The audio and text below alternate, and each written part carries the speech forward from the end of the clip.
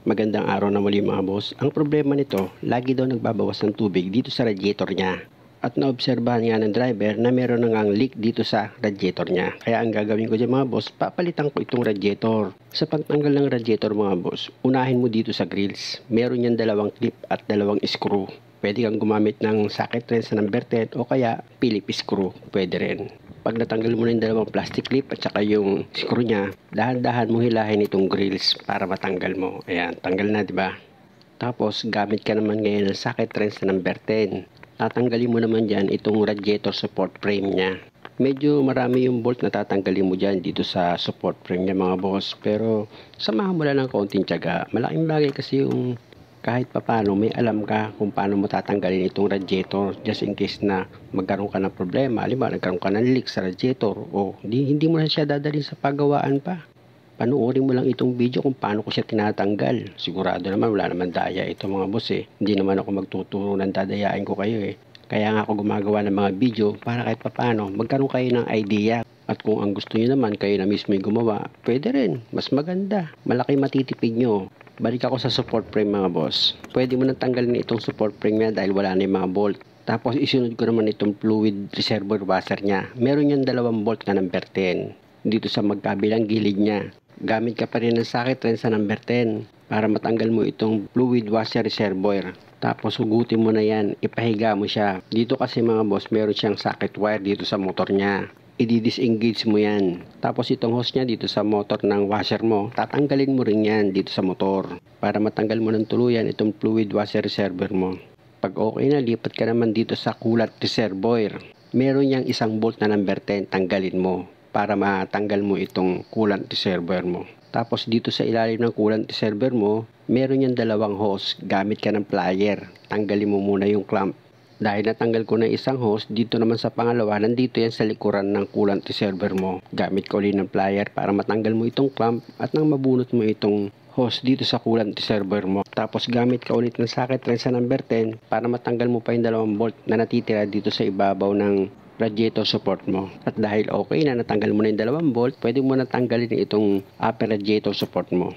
Huwag mo nang tanggalin yung hood mechanism yan. Ilihis mo lang yan mga boss. Pwede na yan. Balik ulit ako dito sa radiator. Tanggalin mo itong dalawang bolt dito sa condenser mo. Naka-bracket kasi yan dito sa radiator. Tapos dito naman sa elbow ng sub-radiator hose mo, mas mainam tanggalin mo itong tatlong bolt na number 10 dito sa elbow. Para maluwag pag ibinaba mo na itong radiator. Huwag kayong mag-alala dahil madali lang naman tanggalin yung tatlong bolt dito sa elbow ng radiator hose mo. Pag natanggal mo na yan, pwede mo nang itulak itong hose para matanggal mo na itong elbow niya. O, di ba? Tanggal na siya. Ngayon, ililis mo yan mga boss para hindi siya nakaharang. Pag okay na, dito ka naman sa auxiliary fan housing mo or itong pinaka-frame niya. Meron yan dalawang bolt na number 10. Tatanggalin mo yan. Pag naluwagan mo na yan ang socket wrench mo na number 10, pwede mo na yan kamayin para mas mabilis mo siyang matanggal. O, di ba? Tanggal na agad yung dalawang bolt. Tapos gamit ka ng plier. Dahil meron pa yung isang hose, tatanggalin mo yung clamp niyan mga boss. Para matanggal sa pagkakaipit itong upper hose mo. Alam nyo mga boss, kung ganito yung sasakyan nyo, kayang-kaya nyo gawin. Ako nga, mag-isa ko lang pag ako gumagawa. Nakikita nyo naman sa video, wala akong katulong eh. Basta't siguraduhin nyo lang matandaan nyo yung mga pinagtatanggal yung parts, maibabalik nyo yan. O dito naman tayo sa ilalim mga boss. Unahin kong tanggalin itong bracket ng circuit controller ng fan. Gagamit kayo dyan ng socket wrench sa number 12. Tatanggalin nyo yung dalawang bolt dito sa bracket ng circuit controller na auxiliary fan nyo. Pag natanggal nyo na yan, dito naman sa taas niya mga boss, ayan, ginamitan ko na extension. Meron ka naman tatanggalin dyan na isang nut. Number 12 din yan. Pag natanggal mo na yung mga boss, lipat ka naman dito sa kabilang side. Meron ka rin tatanggalin dyan na isang nut. Bali ito kasi sa bracket niya meron dalawang nut. Tapos sa gitna niya sa baba meron dalawang bolt. O tanggal na siya mga boss, di ba? O nakahang na siya. O ngayon ang gagawin ko, bubunutin ko itong mga socket wire niya. Mahalaga kasi mga boss na matanggal mo itong bracket na nakaharang dito sa harapan ng auxiliary fan mo. Hindi mo kasi maluluwagan yung mga bolt dito sa auxiliary fan mo kapag hindi mo tinanggal itong bracket na nakaharang. Siyempre naman, tatanggalin mo itong socket wire ng circuit controller mo para matanggal mo itong bracket niya. Pag okay na, dito ka naman ngayon sa auxiliary fan mo. Meron niyang 6 na bolt na number 10. Tatanggalin mo lang naman yung mga boss. Mabubunot mo na itong auxiliary fan mo. Yung position naman ng bolt na tatanggalin mo dito sa auxiliary fan, madali lang. Sa baba, sa dalawang gilid niya, may dalawang bolt. Tapos sa taas, meron yan dalawang bolt. Tapos dito sa gitna, ayan yung tinatanggal ko. Diba, magkatabi lang yan.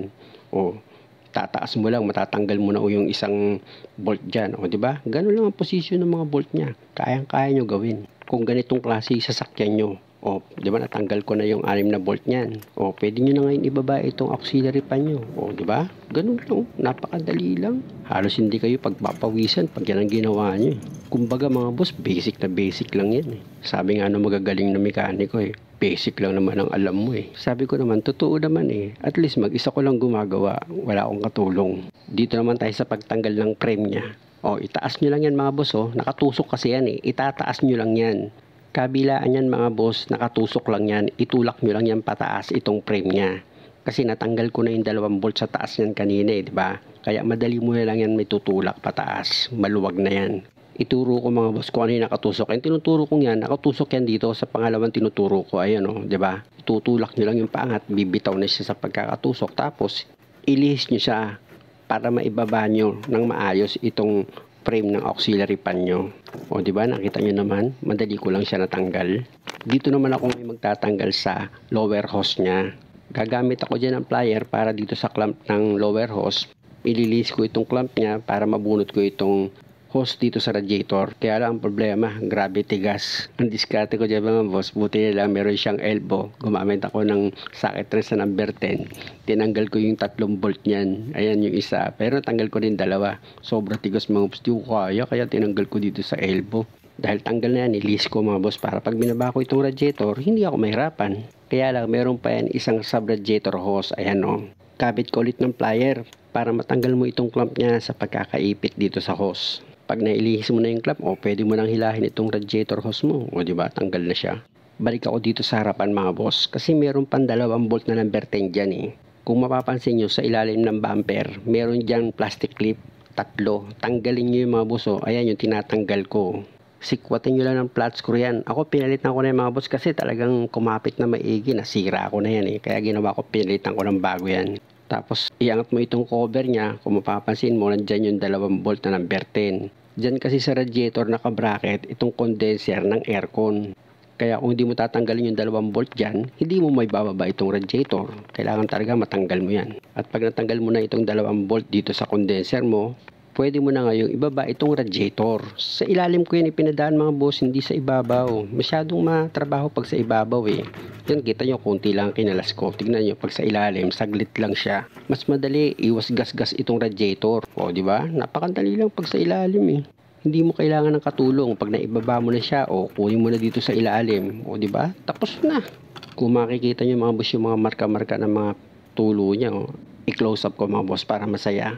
Kasi pag nagbabawas ito ng tubig, hindi naman siya ganun kalakas. Kaya lang, nakakapagod din pag araw-araw ka mag-check dito sa radiator mo ng tubig. Kaya nga, kung makikita nyo itong radiator niya, maliliit lang yung leak niya. Kumbaga mga boss, gakarayom lang yung butas niyan. Ganun pa man, kailangan pa rin palitan yan. Kasi mas mahirap pag inabot pa siya sa daan. Pero ang sarap dito sa pwesto ko mga boss, ang hangin dito. Kaya lang ang problema, dahil linggo ngayon, mag-isa ko lang dito. Muli mga boss, maraming salamat sa panonood. Sana wag niyo naman kalimutang mag-subscribe sa channel ko. Abangan niyo sa part 2.